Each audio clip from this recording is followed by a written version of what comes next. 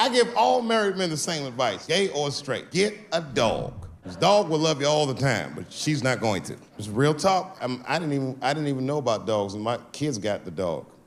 They brought him home from the shelter, and I didn't even want him. They were like, "Can we keep him?" I said, "Nope."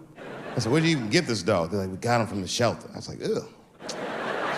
Probably something wrong with him. Can't keep him." And then my kids started crying and screaming like the dog had gambling debts. "Please, Dad, if you don't let us keep him, they're gonna kill him." I was like, "Oh. All right, you can keep him." And this dog was a menace. I hated his guts. Then one night I'd smoked a bunch of weed and I was eating a sandwich and Baba came over. Baba's the dog. He came over and was staring at me. This will make you very uncomfortable if you're just looking at you usually. I had to give him a piece of my sandwich so he'd go away. And that's how we became friends.